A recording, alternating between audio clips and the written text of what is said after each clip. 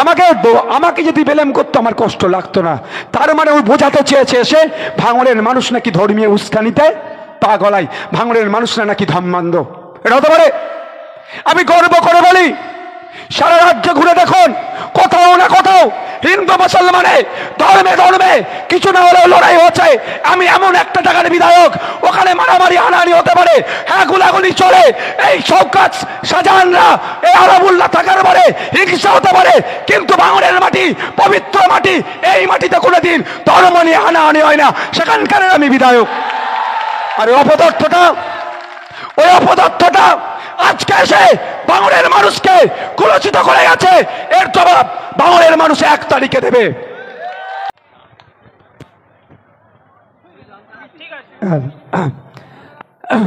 আমি আর নতুন করে কি বলবো, যা বলার আমাদের নেতা তো ওই তো সব নেতা আমাদের এইগুলোই, এরাই তো বলছে যথেষ্ট।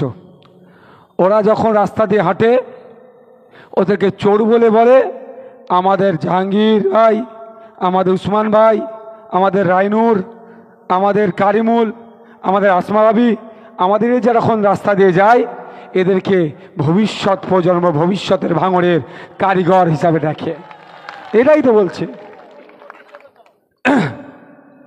এবার চালিয়ে দাও, জামাতের 5 মিনিট আগে বন্ধ করে দেবে। এরাই তো দেখে নিচ্ছে।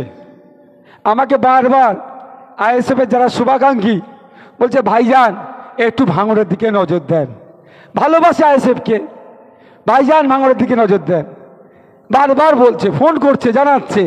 আর আমি বারবার বলছি, ভাইজান ওখানে নতুন ভাইজান তৈরি করে দিয়েছে, এই ভাইজানই ভাঙড়কে সামলে নেবে। দেখতে পাচ্ছেন না কি করছে? না আসলেও তো এখানে এইরকমভাবে মানুষকে জড়ো করে দিচ্ছে। এটাই আমরা চাই। আমরা ওই নেত্রীকে চাই না, ওই নেতাকে চাই না যে পুলিশকে তুই-তুকারি করবে। আমরা চাই প্রশাসনকে সম্মান দিয়ে নাগরিক অধিকার বজায় থাকুক।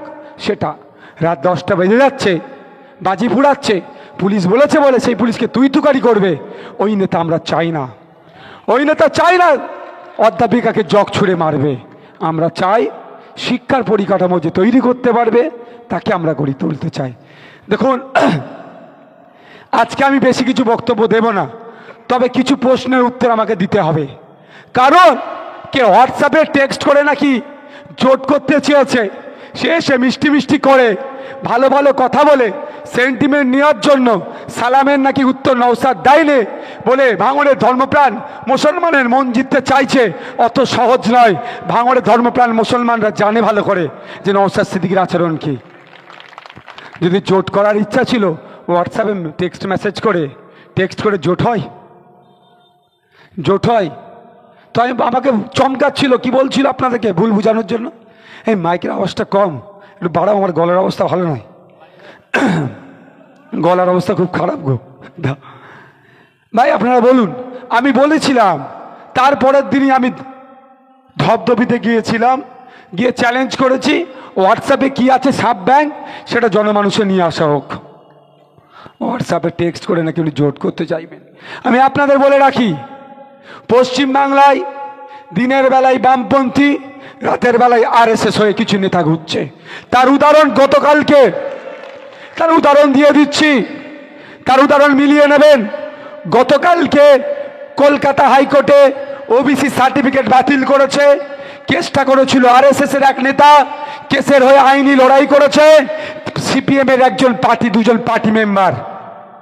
ভাবতে পেরেছেন? কেসটা করেছে আরএসএস, তার একটা কর্মী কেস করেছে, আর কেসটাতে আইনি পরিষেবা দিয়েছে সিপিএম এর যিনি পার্টি মেম্বার, এই ধরনের দুটো অ্যাডভোকেট। তাহলে আমার কথা মিলেছে তো? দিনের বেলায় এরা বামপন্থী, রাতের বেলায় এরা বিজেপি। অনেকের গায়ে লাগছে, তার হাতে নাতে প্রমাণ পাচ্ছেন। তো ব্যাপারটা হচ্ছে, আমি তাদের বিরুদ্ধে বেশি বলবো না, বাস্তবটা বলবো। আমরা চেয়েছিলাম যাদবপুরটা আমাদের দেওয়া হোক, আমাদেরকে জ্ঞান দিয়েছিল। যাদবপুর ভাঙন নিয়ে কি আর শুধু যাদবপুর? আমি এই জায়গায় দাঁড়িয়ে বলছি, আমি আবার রিপিট করছি, একটা মানুষ তখনই সুস্থ মানুষ হবে পায়ের নখ থেকে মাথার চুল পর্যন্ত যার সুস্থ থাকবে। তো ভাঙড়কে ছাড়া যাদবপুর সম্পূর্ণ হবে না। ভাঙড়কে নিলেই যাদবপুর সম্পূর্ণ হবে। যে ভাঙড় আইএসএফ এর সাথে আছে। শুধু ভাঙড় নয়, আমি অনির্বাণ তোলাপাত্র ডাকে আমি আমাদের মালিক ভাইকে ধন্যবাদ জানাবো। সত্যি আমি জানতাম না এই যাদবপুরের এই মধ্যে ক্যানিং পূর্ব বারুইপুর পূর্ব, বারুইপুর পশ্চিম, সোনারপুর উত্তর, সোনারপুর দক্ষিণে এত ভালো আমাদের সংগঠন দাঁড়িয়েছে। হরিমূলে মাত্র 2 ঘন্টার নোটিশে একটা প্রোগ্রাম আমি করেছিলাম, সেখানে প্রায় 1010 লোক হয়েছিল, প্রায় 3000 আমার মা বোনেরা ছিল সেখানে 2 ঘন্টার নোটিশে। চিত্রশালী শেখপাড়াতে সেখানে গুন্ডামস্তানদের রমরমা, সেখানে করতে দেবে না। প্রোগ্রাম শুরু 8 ঘন্টায় এসে বলেছিল যে প্রোগ্রাম করবে তার মাথা কেটে নিয়ে হবে। সেখানে যখন গিয়ে পৌঁছেছিলাম তখন রাত প্রায় 9:30 বাজে, প্রায় হাজার হাজার মা বোন বাপ ভাই দাঁড়িয়ে আইএসএফকে গ্রহণ করে নিয়েছিল। ধবধবিতে একইভাবে গতকালকে মল্লিকপুরে যাব, যেখানে যাচ্ছি যাদবপুর লোকসভাতে মানুষ আমাদেরকে গ্রহণ করে নিচ্ছে। মানুষ বুঝতে পারছে বিকল্প রাজনীতি, যেই রাজনীতিতে মারামারি, হানাহানি, খুনোখুনি, মিথ্যা কেসের কোনো জায়গা থাকবে না, যে মাথা তুলে বাঁচবে যে রাজনীতিতে, মানুষের অধিকার নিয়ে বাঁচবে যে রাজনীতি, সেই জন্য ছায়া তলে আসছে। সেই জন্যই অনেকের অসুবিধা হয়ে যাচ্ছে, তাদের রাজনৈতিক কারবার বন্ধ হয়ে যাবে, বিভিন্নভাবে আমাদেরকে দেখে দেওয়ার চেষ্টা করছে। আজকে শুনলাম এখানে এক এমপি এসেছিলেন, বিদায়ী এমপি এসে নাকি আমার কথা অনেক বলেছে, নাকি সিএ এনআরসির সময় নাকি ওনার পিসিকে আমি সহযোগিতা করিনি। আমি এই মঞ্চ থেকে দাঁড়িয়ে বলছি, ওনার পিসিকে আগে বলুন নওশাদ সিদ্দিকীর মতো সুপ্রিম কোর্টে গিয়ে সিএ এর বিরুদ্ধে মামলা করতে, তাহলে ওনার পিসির নামে আমি জয়ধ্বনি দেব। বলুন ওনার পিসিকে।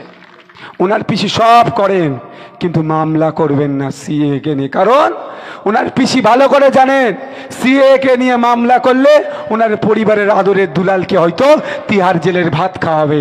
ওই জন্য নাটকের জন্য মাঠে ময়দানে 2-4টে ক্যাকা ছিচি করেছে। উনি সিএ এর কথা বলছিল না, ওই বিদায়ী এমপি তৃণমূলের প্রার্থীকে বলে দেবেন 2019 সালে যখন বিজেপির বিরুদ্ধে পশ্চিমবাংলার ধর্মপ্রাণ মানুষেরা হিন্দু মুসলিম নির্বিশেষে কাঁধে কাঁধ মিলিয়ে সিএ নিয়ে যখন প্রতিবাদ করছিল, এনআরসি নিয়ে যখন প্রতিবাদ করছিল, ওনার পিসির মনির যে পুলিশগুলো রাতের অন্ধকারে পশ্চিমবাংলার প্রায় 2000-এর বেশি মুসলিম ছেলেদের নামে মিথ্যা কেসটা দিয়ে কাকে খুশি করাতে চেয়েছিল জিজ্ঞাসা করবেন। প্রায় 2000 ছেলে মেয়েদেরকে 2019 সালে মামলা দিয়েছিল। আমাদের বাড়িতে পুলিশি হামলা চালিয়েছিল, যে রাতে আমি গিয়ে সুপ্রিম কোর্টে মামলা করতে গিয়েছি। পশ্চিমবাংলা সারা ভারতবর্ষে এই বড় বড় বিজেপি, এই শুভেন্দু অধিকারীদের বিভাজনের সরকার, সুকান্ত মজুমদারদের হিন্দু মুসলমান করে ক্ষমতায় টিকে থাকা সরকার সিএ নিয়ে এসে মানুষের মধ্যে বিভাজন করতে চেয়েছিল। তাকে আটকানোর জন্য সুপ্রিম কোর্টে গিয়েছিলাম মামলা করতে। ওই রাত্রে এই যে এসে আজকে বক্তব্য দিয়ে গেছে, এর পিসি আমাদের বাড়িতে পুলিশ দিয়ে হামলা চালিয়েছিল। আরে লড়াইটা ছিল বিজেপির বিরুদ্ধে, সারা পশ্চিমবাংলার মানুষ লড়াই করছিল, তাহলে রাজ্য পুলিশকে দিয়ে আমাদের নামে মিথ্যা মামলা কেন করেছিল? ভাবতে হবে। অসমে বিজেপির সরকার থাকার পরেও প্রধানমন্ত্রী অসমে যেতে চেয়েছিল, এমন প্রতিবাদ হচ্ছিল, সিএনআরসি কে নিয়ে অসম সরকার দায়িত্ব নেয়নি, বলেছে এখানে আসবেন না, আমি দায়িত্ব নিতে পারবো না। আর ওনার পিসি পশ্চিমবাংলায় নিয়ে এসেছিল তখন মোদিজিকে, আমরা ভুলে যাচ্ছি না। আজকে বলেছে, সত্যি বলছি সব থেকে দুঃখ আমাকে লেগেছে, যেটা আমাকে বিজেপির দালাল বকলেমে বলেছে, আমাকে শুভেন্দু অধিকারীর সাথে জড়িয়েছে, আমার একটুও দুঃখ লাগেনি। সব থেকে বেশি যে দুঃখটা লেগেছে কোথায় জানেন? আপনাদেরকে বলেছে, ভোটারদেরকে বলেছে ধর্মীয় উস্কানি দিয়ে নাকি আপনাদের কাছ থেকে আমি ভোটটা চেয়েছি।